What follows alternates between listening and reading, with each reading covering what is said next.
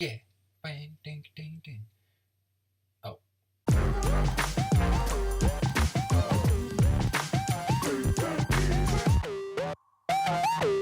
What's up, everybody, and welcome back once again to Philly Cheese Gaming. As always, my name is Philip, but you can just call me Philly Cheese. Now, in case you don't know, normally on Tuesdays we do an episode of Ark Scorched Earth, and I will link to that playlist down in the description below. But unfortunately, this week has just been really crazy, and I was unable to record an Ark episode. I had to work 6 days straight. My great-grandma passed away, and it was my birthday weekend pretty much all at the same time. Good times, y'all, really. And I had a little bit of free time, and I tried to record my weekly Ark video, but something happened with my capture card, or possibly the hard drive, I'm not sure yet, and I didn't have time to try and reshoot it. So instead of that, today what we're going to do is have a short vlog, because we went to Alamo City Comic Con over the weekend. So let's go check in with past Philip at the convention.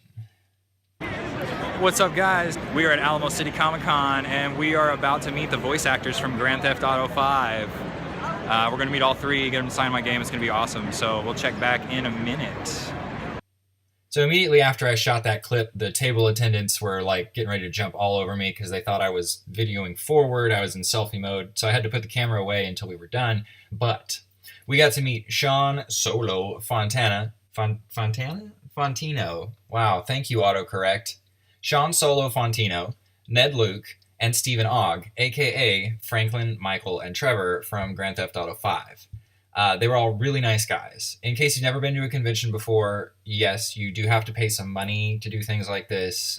Taking pictures, getting autographs, all that it adds up. So be prepared, but it's worth it. And while we were at the tables, the guys told us some really interesting stories about the making of Grand Theft Auto 5.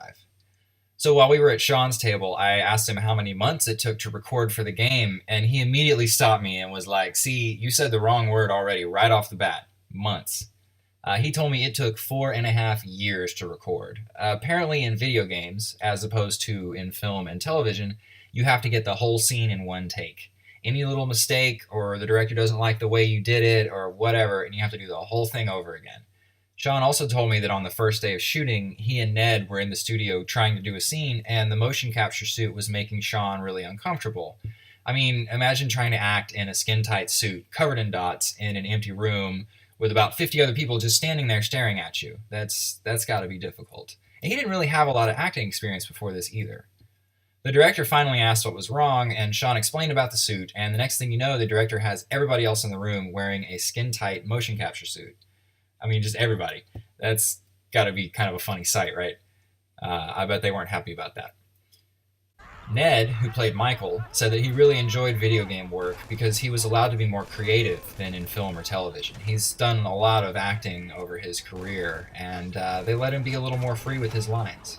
He told me that the game was actually written by a bunch of English and Scottish writers, and he and Sean had to really respin some of their lines to sound right coming from Americans and even to make sense to them reading the stuff. On the other hand, Stephen Ogg, who played Trevor, grew up in Canada and already kind of had that different way of speaking.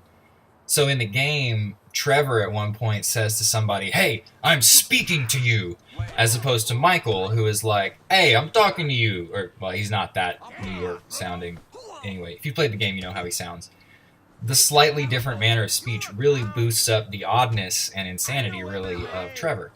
And also, we got a free picture with Steven because we helped some kids get all 3 autographs on their Los Santos hat. I think it was the pre-order bonus if you got the special edition of the game or something cool like that. It was really neat.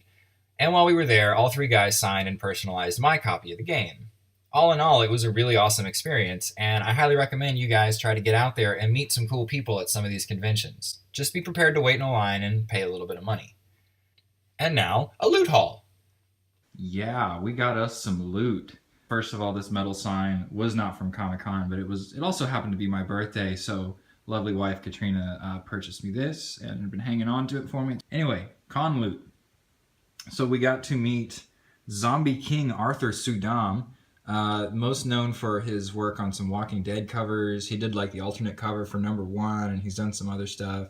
A lot of covers for a lot of series. I know him more for his Aliens and Predator work. So we picked up this really cool Batman print, which he signed for us. And then I got all 3 of my issues of Batman vs. Predator signed. I have #3 out here on top, but he signed all 3 of them for me, which was very nice of him.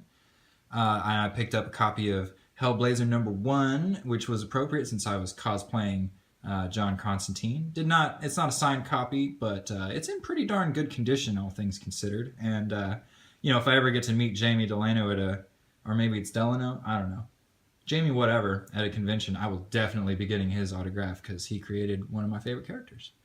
Moving on from that, we got the GTA game, which is signed and personalized on both sides. We got us a t-shirt for, I'm a big Firefly fan, and Jane Cobb is hilarious, so they had this really cool shirt with like this breakdown of Vera, his favorite rifle, so I had to pick that up. We got us some really cool signed Clerk stuff over here. We got Brian O'Halloran, aka Mr. I'm not even supposed to be here today, Dante, which is what he wrote on there for me, which was very cool. And then we got Jay Mewes, personalized this one for Katrina, and he wrote I Heart Comics on it, which is pretty cool. You can't tell who we really are, right? We're cosplaying JSL, but I just want to make sure you guys, we're JSL, we're not really Rocksteady and Diva. I'm just letting you know. I don't believe you. Jungle Love going on right here. Also for Katrina, we picked up this holiday edition Wonder Woman statue. We have, here just you can see the Harley Quinn one on the back, and we have that one as well. So now we have two special holiday decorations there. You can get a good look kind of at what she looks like.